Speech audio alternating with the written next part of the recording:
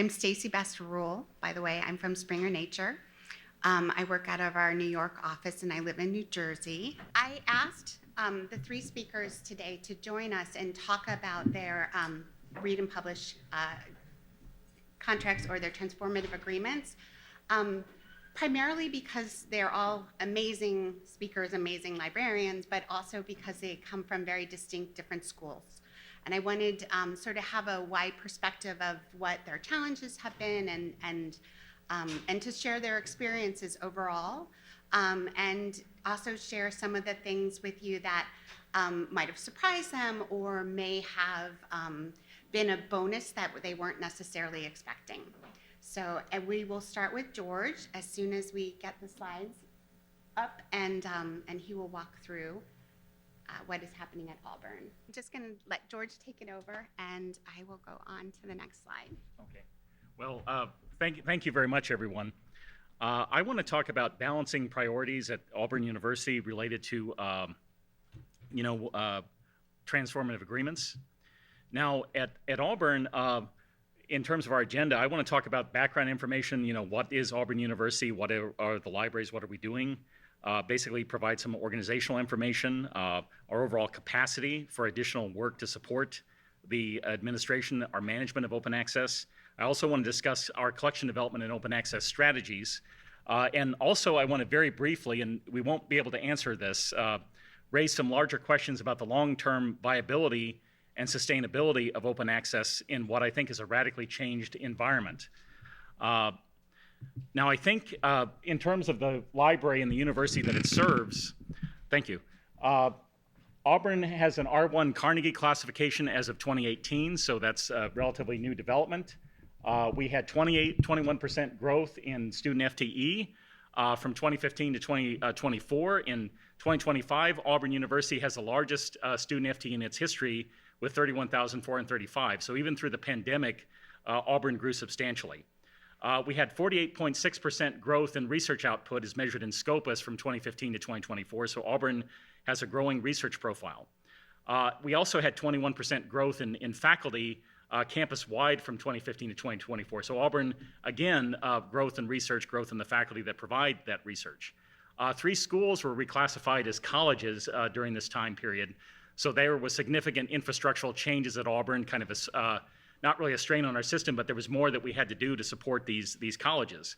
Also, the university's new strategic plan, 2035, grounded in groundbreaking, calls for a doubling of research output over the next 10 years. Now, staffing levels in the library have remained more or less the same during this period. We have essentially tried to reallocate, reprioritize staffing levels in the library, so we really have not had additional resources to do a lot of things. We've had to find a way to support a growing university with what we already have. And as you can see, for example, with our collections budget, we had a permanent addition for the Scopus subscription to measure research and intelligence or research output, but not really a permanent increase in our overall budget. Other than that, we've had serious inflation in some years for which we're very grateful. And again, I will add that we are very grateful for all the funding we receive. But again, as the university has grown, the library has had to kind of make do and provide support as we can. Now, collection development strategy, support for Auburn University's growth in research and learning is our top priority. So the university's top priorities are our top priorities. And while Auburn University has made considerable progress in 10 years, and our collection may be undercounted in some ways, we have some ebooks that aren't yet cataloged, we have some other materials that may not yet be discoverable, we still have many, many needs. Okay.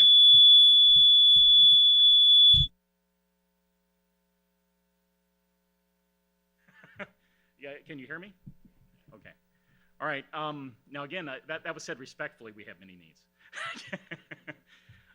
Now, if we look at where we are in terms of growth, this slide is intended to kind of show that Auburn has grown substantially, during the past 10 years. So when you look at our collections, we're about 101 down in the investment index in ARL Libraries, Association of Research Library.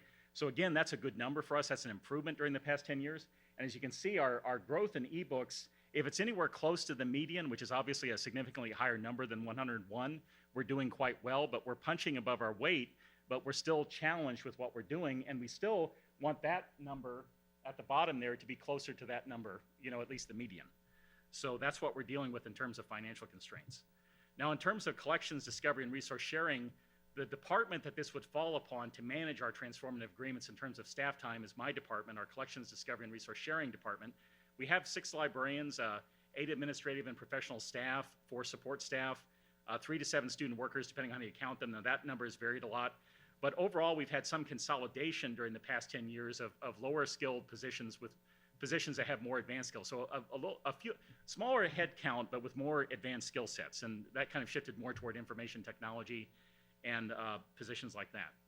Now, in terms of functional responsibilities, those have grown over time. So as Auburn has changed and developed, we had to add collection development in 2019.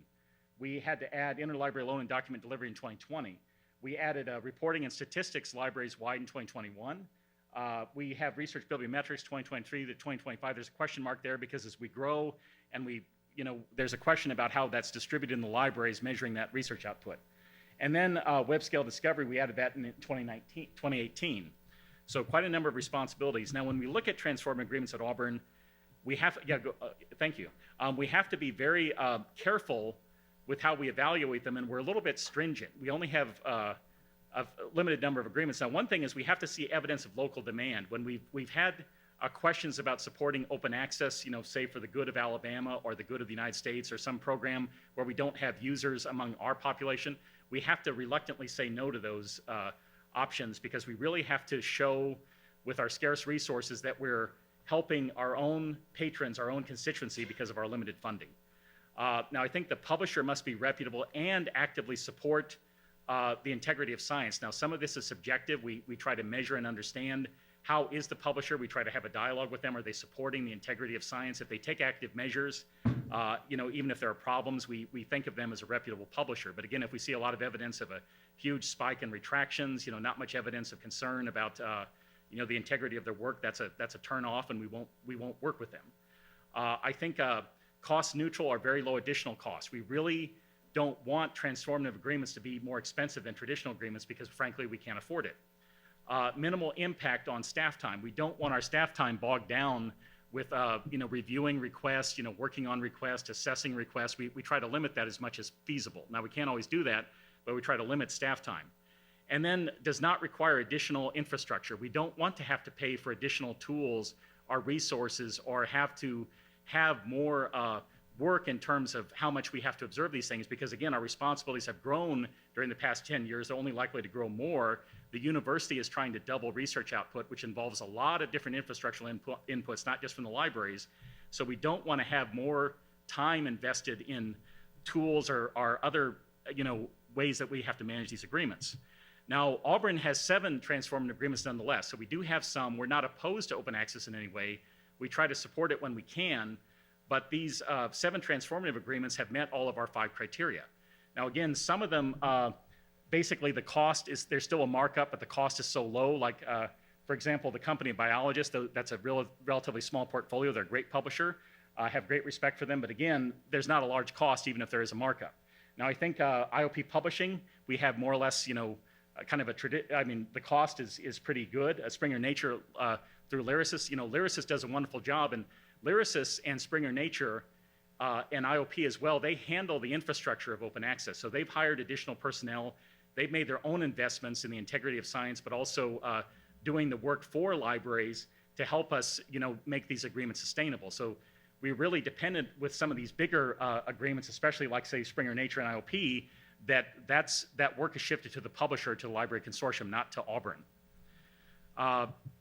So I think the open access strategy at Auburn, basically, there's no open access mandate on our campus and not likely to be one in our current campus culture. Now, that's subjective, but I would argue that's the case. And there's some growth in requests by faculty, especially in STEM disciplines, but it's muted compared to some institutions. And there's a lot of concern about the visibility of their scholarly portfolio. That seems to be the primary goal among some faculty when they ask about transformative agreements. Also paying for APCs, but again, that visibility of their portfolio is one of the issues for them. And I think there's evidence of some resistance, by a few faculty. We don't really know why, but again, that's kind of an outlier, but I have to note it, there is some resistance. And the impact of transformative agreements for Auburn seems to be limited so far, although we're still collecting data. So I think with some of this, we want to get a better sense of what's going on, but Like, for example, with Cambridge, we had 6 articles published in 2021 versus 11 in 2024. And so again, that's a relatively small number in some respects and probably represents growing research. And again, it kind of depends on the content. But nonetheless, we're looking at this, not seeing maybe a huge change in publishing activity just as a result of transformative agreements themselves, at least so far. I think the faculty request for information resources new to our collection, now that far exceeds any commentary or any dialogue about open access. I get probably 10, 15 times as much traffic from our subject librarians and direct requests from faculty administrators for resources, just new content, new things, as opposed to transformative agreements or talk about open access. Now I think the libraries, we want focus on green open access and outreach and training, so our repository, that's our focus. We also are concerned about needing to address federal mandates, but we're not necessarily going to go with transformative agreements for that. We're also going to have talks with vendors about, well, can we just work on the embargo, or can we have some special amendment to address, getting this material into our repository without delay, rather than pursuing the transformative agreement. But we're not opposed to transformative agreements, and again, admittedly, open access is a secondary priority for us. Our primary goal is more content, but again, we're still open to it. We're still looking at it, and with some of our major, agreements, or I'm sorry, in some of our negotiations with publishers, we're trying to kind of look at what we can do with transformative agreements if we can. Now, when I think about larger questions, we don't really have time to get into these, but we're tracking and trying to understand what is our investment over time. We want to understand the role of interlibrary loan and resource sharing. That's down with a lot of universities. We understand it.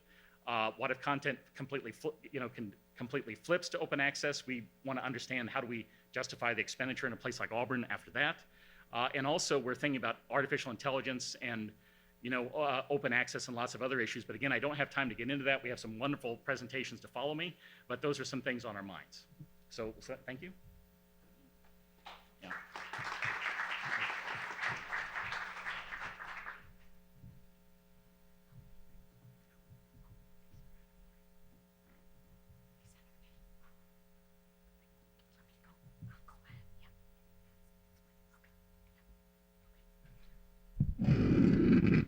Sorry, I'm so short, and this has to come down quite a bit. So, my name is Lynette Corin. I'm the manager of electronic resources at Rochester Institute of Technology. By way of some background, we have 4 total transformative agreements, read and publish agreements, and 2 of them we signed on to this year in 2025. The previous ones were in 2024, and the stories that I'm going to tell are going to be about those 2 that are still not even a full year in, but we have some good information to share with you about those. So, and it's going to be concentrating around our increased access to this reading material, and that being 2 sides of a coin of what you're looking at when you're assessing these materials and these agreements. The slides are a little out of order, so just bear with me, please. I do want to start with what we gained with the signing on to the Springer Nature Transformative Agreement, and we did this through Neural. So previously we had, I always called it, because I never knew the number for sure, that we had access to from our agreement about 2/3 of the Springer Nature journals, and then there was this other third that we didn't have. And I was previously the engineering librarian before I took on the role of electronic resources. So as the engineering librarian, I was very concerned about that 1/3 that we didn't have, because those are the titles that my faculty especially were asking for, and I certainly even went as far as to get pricing on those. So that content, for me at least, was on my wish list. But certainly, as you can see on the slide, by signing on to the Springer Nature TA, RIT gained access to 744 additional titles, which, as you can see, is an increase in 46.5%. Now, getting access, as I said, was a wish of mine that finally was fulfilled by signing onto this agreement. So I was very happy. Next, that's the slide that was added. Sorry, let me go back. So there was another slide that talked about the RIT denials for the Springer content, and those denials totaled 13,606. So we're very interested in looking at those denials. But having this agreement in 2025 has already shown that the denials are down significantly. And I'll talk more about this on one of my next slides. Let me go back to the slide that was added. Let me get my glasses on so that I can see it here. No, that's okay. So we have had some gains in reading access, and this shows, let's see, the denials are on the left-hand side, and the gains, no.